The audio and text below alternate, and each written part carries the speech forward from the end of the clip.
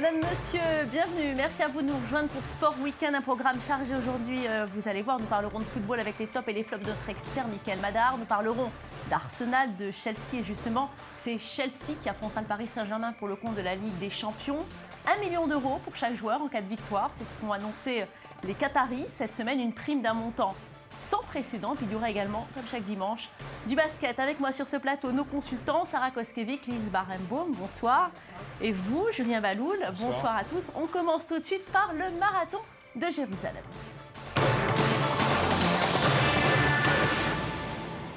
Il semblerait que la ville de Jérusalem soit devenue sportive. Adolescents, mères de famille, avocats comptables, représentants d'associations, ils étaient plus de 25 000 sur le départ. Jonathan Selem a choisi de suivre des soldats de Tsahal. Habitués à l'entraînement intense et aux longues marches matinales, ils ont participé au marathon dans le cadre d'un programme sanitaire et surtout pour vivre une aventure de 10 km dans la bonne humeur. Être sportif, c'est avant tout adopter une hygiène de vie. Regardez ces magnifiques images de Jérusalem, aussi saines de corps que d'esprit. Ils étaient plus de 25 000 à prendre le départ et presque autant à passer la ligne d'arrivée. Pour la 8e année consécutive, le marathon de Jérusalem a fait le plein d'athlètes comme de spectateurs. Et parmi les coureurs, 10% d'étrangers venus du monde entier, des associations comme le Cœur des mamans, dont le but est de collecter des couches et du lait en poudre pour les mamans en détresse, mais aussi des milliers de soldats de l'armée de défense d'Israël. Akiva Grossman est préparateur physique à l'armée. C'est lui qui a expliqué à des centaines de soldats comment bien se préparer pour ce marathon. J'ai préparé ces jeunes. Ils doivent comprendre que l'entretien de soi, on le fait partout, à l'armée mais aussi ici. Le sport, on le fait par amour et non par devoir. Pour préparer ça, on court 3 km, 5 et puis 10. Ici, ce sera un plaisir pour eux de courir sans sac sur le dos.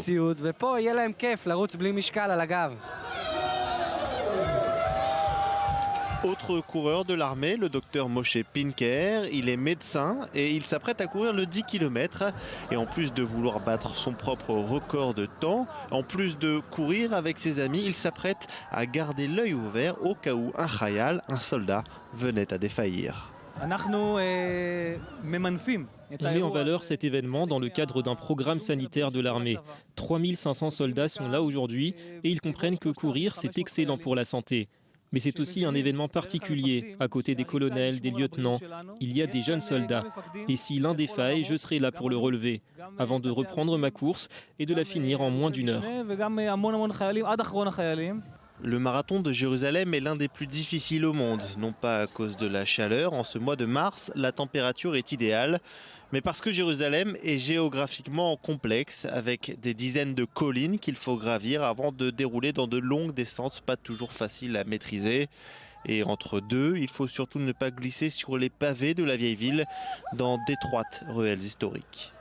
Après l'arrivée du vainqueur, un Kényan, comme à Tel Aviv, qui battra le record du marathon, on verra les premiers soldats arriver, fatigués certes, mais la tête haute. Ils étaient là pour dépasser leurs propres limites, mission accomplie. Et en prenant le temps de se repasser tranquillement le film de la course dans leur tête, chacun se dira rendez-vous l'année prochaine à Jérusalem.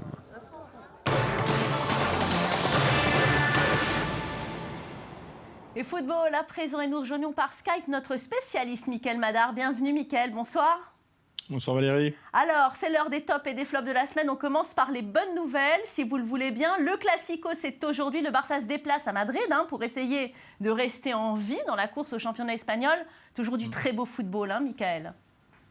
Bah oui, j'espère surtout qu'on assistera à une belle confrontation avec beaucoup de spectacles et des buts. C'est un match capital pour les Barcelonais qui, s'ils veulent revenir au classement, doivent impérativement gagner ce soir. Et au cas où ils ne gagneraient pas, je pense que le Real Madrid aura pris un ascendant psychologique et mathématique sur les Barcelonais. Oui. Alors on revient sur les tirages au sort de la Ligue des Champions. C'est certainement les quarts de finale, Mickaël, les plus relevés de l'histoire. Qu'en pensez-vous ? Oui, c'est vrai qu'on a quand même 8 belles équipes. Je trouve qu'on a des belles rencontres, mais on n'a pas vraiment de gros chocs, si ce n'est un Paris Saint-Germain-Chelsea qui va être, je pense, très surprenant tactiquement des deux côtés. Maintenant, on va retrouver toujours les mêmes équipes, le Barça, le Real, le Bayern et j'espère le Paris Saint-Germain en demi-finale. Alors on passe au flop avec la mauvaise performance de l'OM qui continue sa descente aux enfers avec une défaite à domicile contre Rennes. Ça commence à bien faire pour Marseille. Oui, c'est vrai que c'est pas évident pour Marseille en ce moment. C'est leur 6e défaite à domicile depuis le début de saison. Ils sont 6e au classement. Un jeu pas du tout ce qu'on attendait depuis quelques temps, depuis la reprise de José Anigo. Un jeu moyen, des joueurs moyens et des résultats moyens. Donc voilà. Alors on revient maintenant sur la 1000e rencontre d'Arsène Wenger sur le banc d'Arsenal, un entraîneur qui a tout de même remporté 11 titres, Mickaël, avec les Gunners. Oui, ça fait beaucoup. Pour moi, c'est un grand entraîneur, un peu discret quand même, moins médiatisé que José Mourinho. Mais j'ai eu l'occasion de le côtoyer. J'ai beaucoup de respect pour cet homme-là. C'est un homme qui aime son club et surtout ses joueurs, oui. Est-ce qu'on peut dire que c'est le Giroud d'Arsenal ? Le Giroud sur la longévité, oui, c'est sûr qu'après 18 ans passés dans le même club, on peut l'appeler le Giroud d'Arsenal, oui, c'est sûr. Oui. Alors pourtant, pour ce 1000e match, ça a été vraiment une vraie débâcle. L'Arsenal a lourdement chuté face à Chelsea, une humiliation. 6-0, c'est pas top pour cette 1000e confrontation. C'est catastrophique. C'est catastrophique pour Arsène. Ça sera un souvenir mémorable, même s'il sera négatif. Avoir pris 6 buts, c'est une grosse déception pour Arsenal qui, je pense, joue le titre depuis le début de saison. L'inconvénient, c'est que maintenant, ils font du surplace par rapport à Chelsea et à Liverpool, qui est en ce moment vraiment en pleine bourre. Et comment vous expliquez cette défaite, Mickaël ? Alors là, franchement, aucune idée. Le match a été plié en 20 minutes. Je sais pas, peut-être que tactiquement, Mourinho est beaucoup plus fort qu'Arsène Wenger, sûrement. Je sais pas. Merci beaucoup, Mickaël Madar. Alors, la suite de cette défaite d'Arsenal, il y en a eu des commentaires sur Internet, Julien Baloul. Fallait s'y attendre. C'est tout de même pas une simple défaite vu le score. On va voir quelques tweets qui résument la situation avec des comparaisons avec le tennis, vu le score assez impressionnant. Certains ont cru que c'était un score digne d'un match de tennis, comme le prouve ce premier tweet. Voilà, il est fini le match de tennis Chelsea-Arsenal. J'ai vu que le premier set 6-0. Après, ça a sifflé. Sous-entendu, ça ne pouvait pas être du football avec autant de buts en si peu de temps. On voit aussi ensuite un tweet. Vous avez parlé du match contre le PSG bientôt. Oui. Certains voient dans ce match un bel échauffement avant le match contre le PSG, ce qui, par exemple, Paris Saint-Germain devrait peut-être s'inquiéter. Si ça, c'était l'échauffement, 6-0, il y a de quoi être inquiet pour la capitale française. Dans le même ton, un autre tweet encore de menace pour les Parisiens qui croient que Paris va battre Chelsea. J'espère que vous avez vu ce qu'ils ont fait à Arsenal, ça va être pareil pour vous.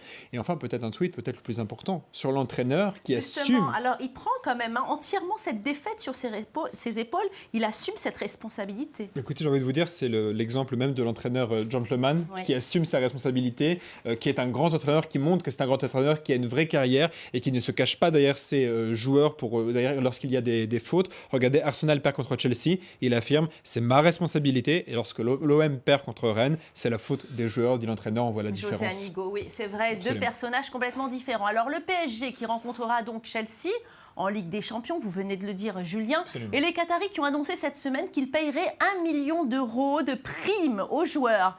En cas de victoire, c'est absolument historique ce montant. Combien le Qatar est-il prêt à payer pour motiver ses troupes ? C'est quand même étonnant comme décision pour le Paris Saint-Germain, Lise Barenbaum. En fait, c'est pas si étonnant que ça, parce qu'il faut quand même savoir que la société qatari qui a racheté le PSG a 400 millions d'euros de budget. Donc ils ont vraiment les moyens et l'habitude de donner comme ça des énormes carottes financières à leurs joueurs. L'année dernière, le PSG est arrivé en quart de finale de la Ligue des Champions et chaque joueur était reparti avec 240 000 euros. Donc 1 million d'euros pour une finale, c'est assez logique proportionnellement. Est-ce qu'il y a d'autres clubs qui donnent autant d'argent comme ça à ces joueurs ? Oui, c'est une pratique tout à fait courante. Les clubs peuvent se le permettre, donc ils le font. Mais là, on franchit tous les records avec le PSG. Pour vous donner un ordre d'idée, une finale de Ligue des Champions pour le PSG, ça équivaut, on voit ça à l'écran. Ça équivaut à 5 Coupes du Monde pour l'équipe de France. C'est-à-dire que si les Bleus gagnent le mondial cette année, ils ne toucheront que 200 000 euros. Et c'est pas les seuls.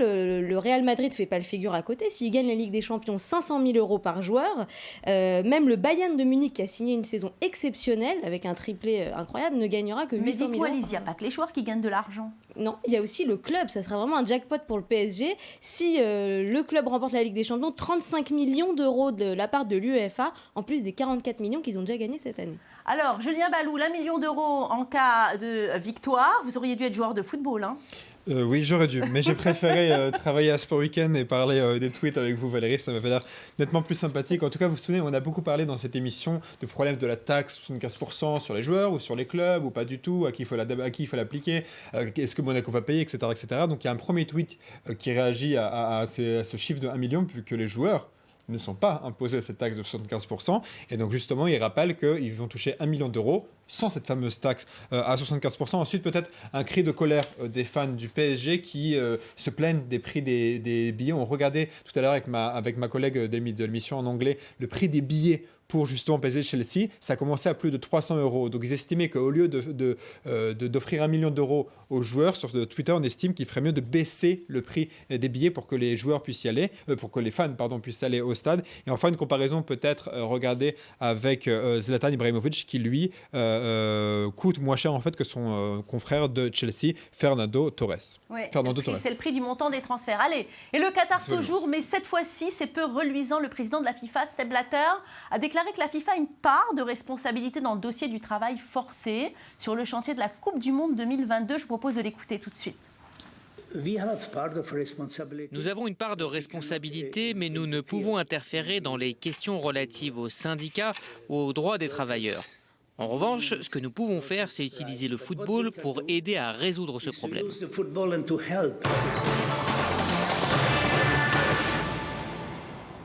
Et on passe au basket avec des nouvelles du joueur que l'on a gardé à l'œil tout au long de la saison. Je veux bien sûr parler de Kevin Durant, Sarah Koskevic. Alors, comment va-t-il ce joueur? Je crois qu'il a fait un week-end absolument exceptionnel. Vous vouliez nous en parler? Une saison, mais surtout une semaine, alors que toute l'Amérique a les yeux rivés sur le basket national universitaire. C'est la March Madness pendant le mois de mars aux États-Unis. Kevin Durant a montré qu'il était un joueur d'exception à tous les fans de basket, mais aussi à tous les fans de sport. On en parle dans tous les médias.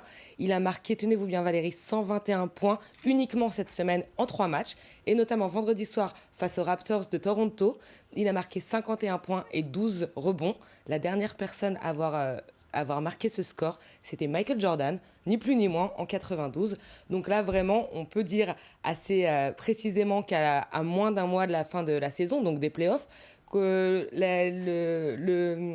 c'est serré entre LeBron James et Kevin Durant pour le titre de MVP. Je recommence à refaire des prédictions, voyez-vous, je ne sais pas tenir ma parole. Donc là, ce qui va se passer, c'est qu'on a les playoffs qui arrivent dans quelques semaines. Donc ça sera une semaine après la fin de la saison. Et à ce moment-là, la question qu'on peut se poser, c'est si Kevin Durant aura encore de l'énergie, parce qu'il a fait quand même une saison assez exceptionnelle. Il a énormément joué, c'est le plus gros scoreur de la saison, mais c'est aussi le joueur le plus utilisé de la ligue. Et Scott Brooks, son coach, l'utilise. Il sait très bien qu'il a de l'or entre les mains, donc il l'utilise en permanence.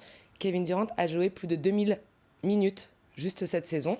Donc voilà, on peut quand même se poser des questions quant à son énergie, à son endurance au play-off, parce que c'est là où il va falloir qu'il soit performant, et on ne voudrait pas qu'il ait fait tout ça pour ne pas détrôner LeBron James cette année. Alors on a quand même vécu un combat de titan entre ces deux joueurs, aussi bien LeBron James que Kevin Durant. Ces deux-là, ils nous ont fait complètement rêver. Je pense que le meilleur même reste à venir, parce que ça va jouer à rien finalement. Kevin Durant, c'est vraiment le joueur, c'était un rookie, on pense vraiment qu'il peut être MVP cette année. C'est un joueur qui a énormément d'endurance, qui marque énormément de points, qui gagne des matchs et qui surtout les sauve, parce que face aux Raptors, ils étaient quand même en deuxième prolongation, donc ils avaient 8 points de retard, et ils ont quand même réussi à gagner le match.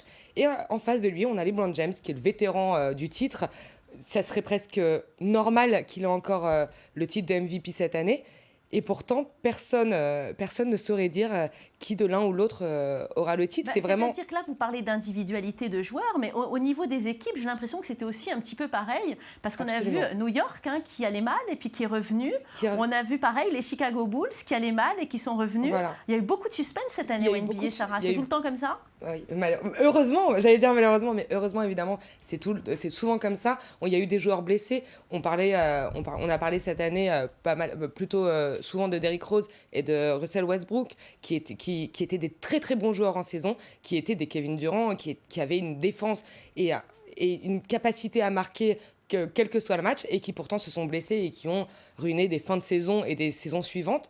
Donc En NBA, mais comme dans tous les sports, je vous apprends rien Valérie, on a quand même beaucoup de suspense, on est quand même tributaire des blessures, mais aussi de l'âge du joueur. Kevin Durant a 25 ans, et en face on a un LeBron James qui est en fin de 33e année, donc il y a quand même ça aussi qui compte et dans des petits Français, alors Joachim Noah, Tony Parker. Pas MVP, mais très bons joueurs cette année. Ils ont fait tous les deux leurs preuves, autant en NBA, mais aussi Tony Parker, on en a parlé, en équipe de France. Ce sont des très bons joueurs. On aimerait bien un jour qu'un Français soit MVP. En tout cas, allez, merci beaucoup Sarah Koskevic, merci à vous tous. C'est la fin de cette édition. Merci de nous avoir suivis. On se retrouve demain pour d'autres résultats sportifs. Surtout, restez avec nous car l'info continue sur i24 News.